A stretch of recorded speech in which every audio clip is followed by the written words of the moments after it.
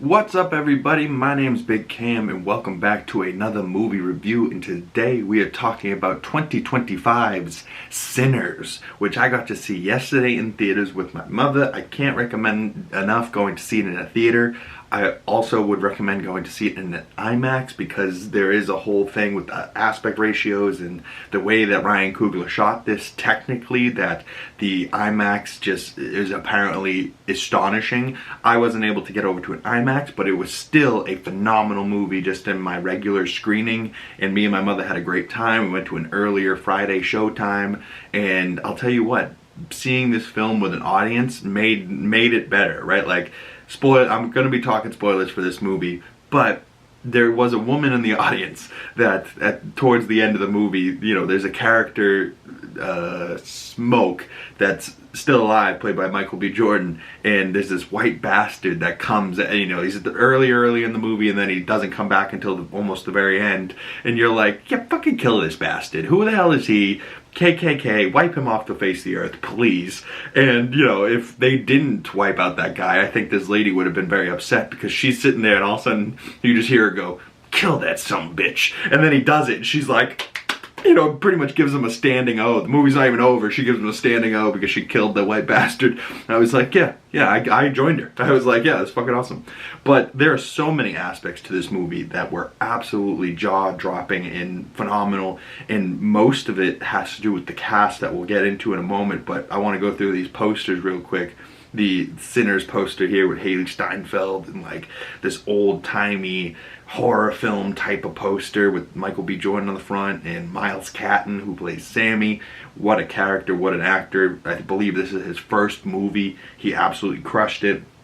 But it says up in the top corner, you keep dancing with the devil. One day he's going to follow you home. And that's what the priest or pastor or priest father says to Sammie at the beginning of the film, and I think he was right. But Sinners, baby, Ryan Coogler's film. You can see the red eyes in the background there, the guitar, which is a huge part of this movie. It's almost like a vampire film, or like a musical disguised as a vampire film.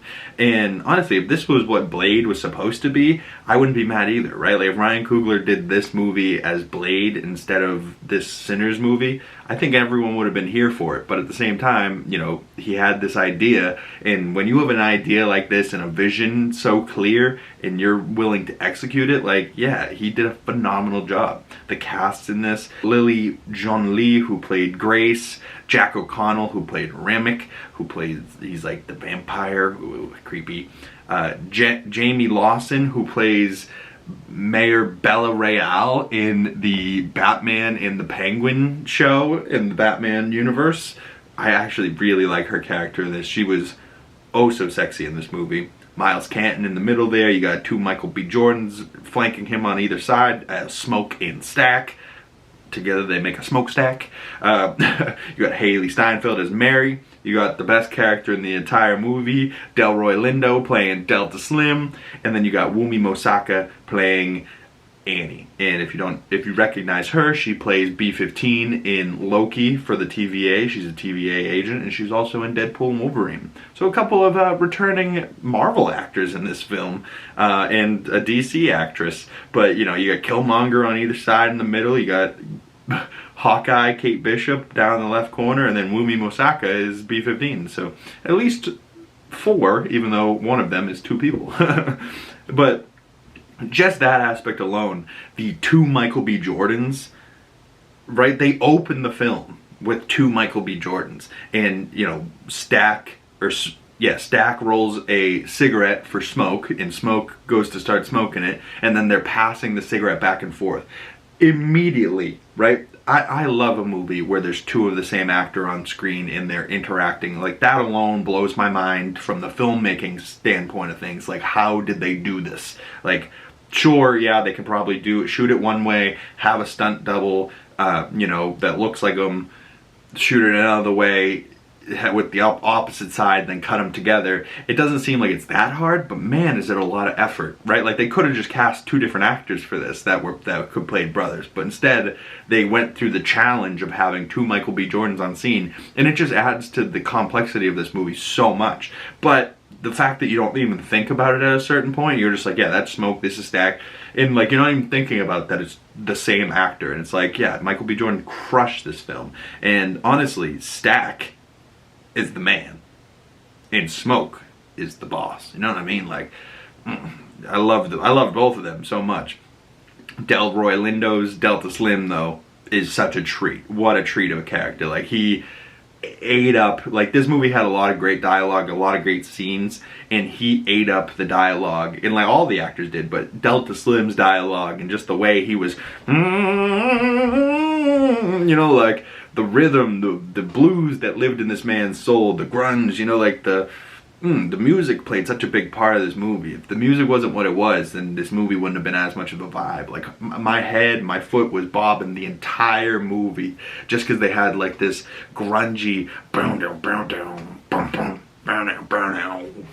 right, like, and it was like just this grungy acoustic guitar in the background, like, and it was like the score of the movie. It was phenomenal. We find DELROY Lindo's character Delta Slim at the train station where Stack's like recruiting him, and oh my god, Michael B. Jordan as Stack was so funny and so you know, like unexpectedly charming and but also gangsta, right? And I loved the outfits, right? Like the costume designer having this like 1930s gangster Al Capone type of swag in the rural South, right? So they stand out as like drippity drip, you know, got money, even though they're definitely, you know, robbers type of thing. Everyone knows the Smokestack twins, you know what I mean? I loved it.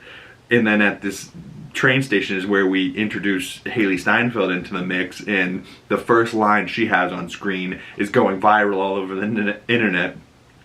You stuck your tongue in my coos, and then you fucked me so hard I thought you forgot. And he's like, Jesus, calm down. And Josh Allen somewhere like, kill Michael B. Jordan. Oh god, what a movie, what a character she played.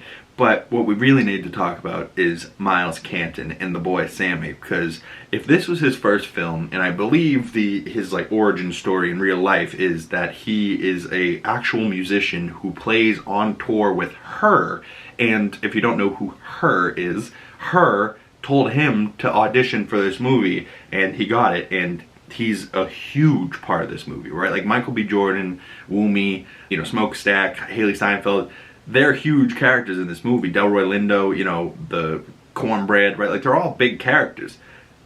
But I'd say almost the star of the movie is this guitar and this boy playing it, Sammie. And, you know, his voice is phenomenal. And the musical sequence in the middle is so unique in, like, nothing you've ever seen. Where they even say it, like, the music he's playing can affect the past and the future, and they show it in like a literal way, even though it's like supposed to be like a spiritual way, but like you see the past of music in like this old string wooden guitar, and then you see this electric crazy outfit guy, and they're all playing the same song, but they're friggin' it sounds so amazing. And then they go through all the different cultures, and there's like a guy on the turntables, there's like a guy at LL Cool J Kango, and he's dancing in the middle. There's like Snoop Dogg's and Dr. Dre's whistle from Ain't Nothing But a G-Thang, you know, like, and then there's women twerking, and it's like the past and future generations of each person that's in this room, and that is what brings the bad guys to us. And they deny the white people at the door. And it was an interesting aspect with the vampires that I wish they went into a little bit more. Like, why couldn't the vampires enter the dwelling without being invited?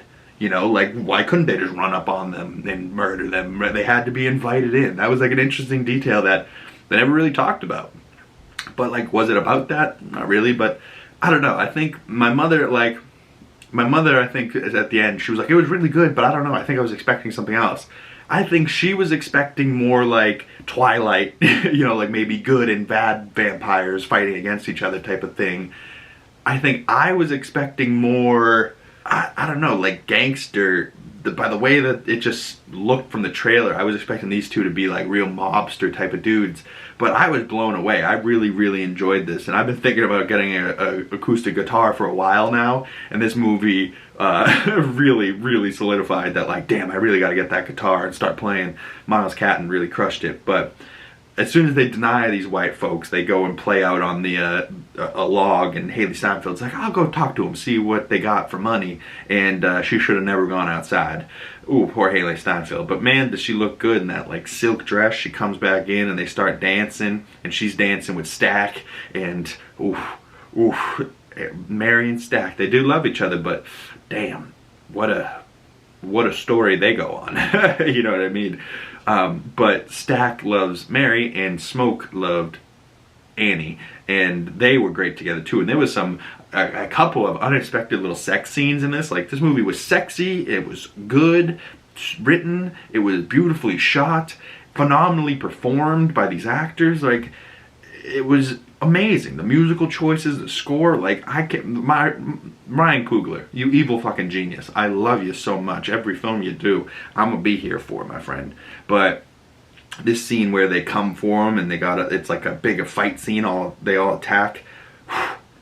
Man, I mean, talk about a scene where you lean in on your seat. But here at the end, you got your boy Miles, or your boy Sammie and Smoke, and they're looking at this fire vortex that looked sick, and like just the shots in the film of REMMICK, you know, and he drops out of the sky, you know, like the first time we see him, it almost looks like an angel falling from heaven type of thing.